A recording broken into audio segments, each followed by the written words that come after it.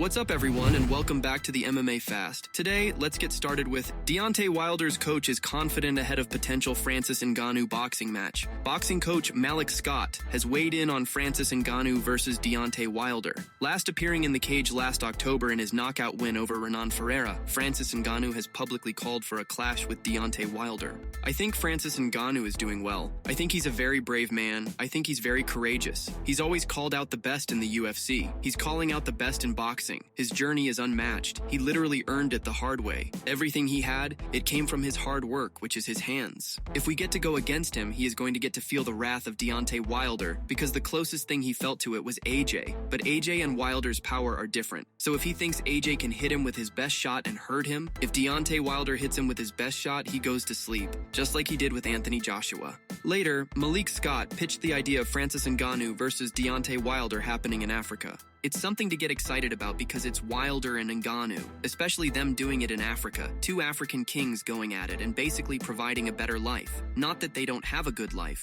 but adding on to the life that they had, going against each other for the type of money that they will make, and doing it in Africa would be incredible. Dominick Cruz pinpoints Magomed Ankalaev's keys to UFC 313 title win versus Alex Pereira. Dominick Cruz wants to see Magomed Ankalaev utilize his full skill set versus Alex Pereira at UFC 313. Ankalaev previously said he won't need to wrestle Pereira to beat him, but the former UFC bantamweight champion thinks that would be a mistake. We've seen the streak that Pereira has put together. It's about time we see him versus a giant that can really take his punch. That's the difference. Can Ankalaev take the power? If you've watched Pereira, he's training with heavyweights in boxing, so his striking is looking phenomenal. If you just watch the films that he lets you see, but Ankalaev doesn't let you see anything, so you have no reads. You don't know how good his striking is or isn't. And he says he's going to strike, but I hope not to be honest, because you want to see Pereira really challenged. And I think the best way that Ankalaev can challenge him is by mixing the striking and the wrestling together. There's a beauty to see alone in just that, mixing of the two arts rather than I'm just going to wrestle him or I'm just going to strike with him. I think that's the key to beating somebody like Pereira.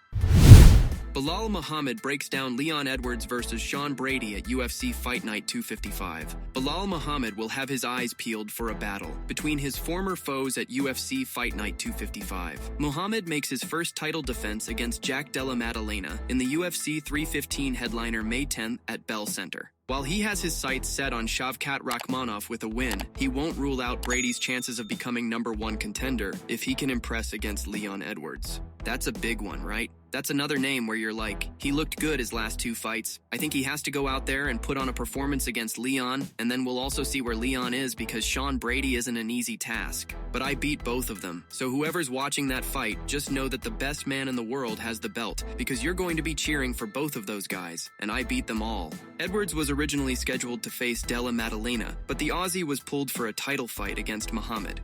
You just had a whole camp for me. You just fought Usman. And then when you're looking at Jack, he was a whole different style than us, but it's not going to be a change for you. Even when you're training for Jack, he's a boxer. Brady is going to need to box to get inside of you, so your distance control should be good. Your hands should be good. Then Brady has to come to you on short notice, so it's going to be an interesting fight. I don't think Brady is going to be able to get in on him with his takedowns.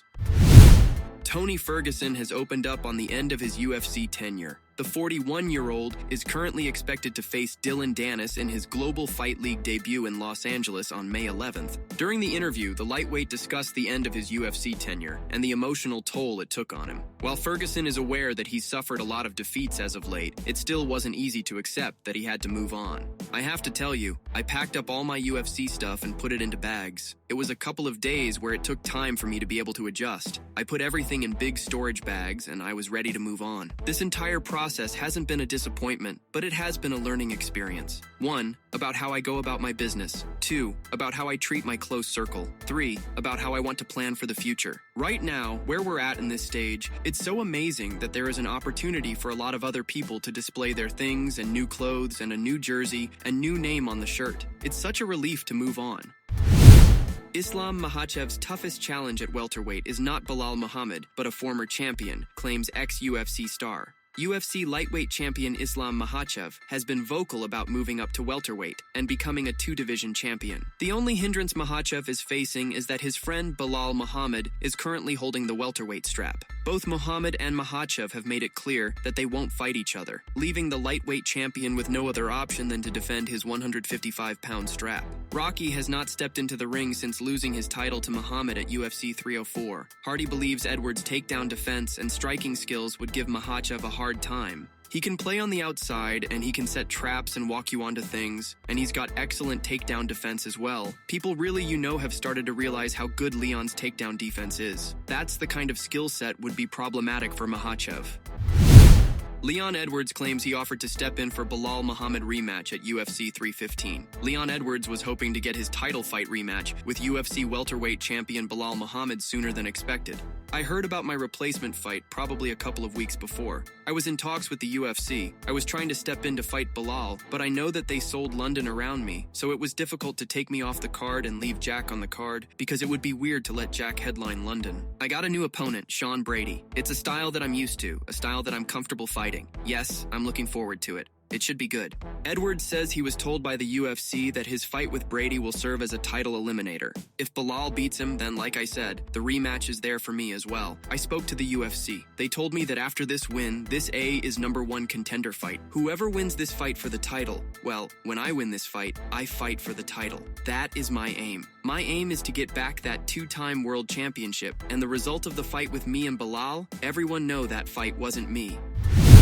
Magomed Ankalaev unsure UFC appreciates him ahead of Alex Pereira title fight. It's been a frustrating road to the UFC title for Magomed Ankalaev. Ankalaev had to fight 3 more times before returning to the title picture. I don't know if the UFC appreciate me yet, but after this fight, they will make sure to appreciate me. What I know is we're looking at this fight as if it's the last fight ever. We're going to do whatever we can to make sure that we get this opportunity. We were supposed to get this opportunity a long time ago, and he was the one withholding this chance from us for a long time. So we're going to prepare to do whatever we can to win, and if he takes this thing personally, that's up to him. That's not what we're worried about. A lot of emotions. Waiting is the worst thing you can do. You just sit there and you wait. Obviously, there was a little bit of frustration going on, but we've been asking for this and waiting for this. It's just been a long time, but now we finally got this opportunity and that's behind us. We're going to do whatever we can to make sure to get this victory.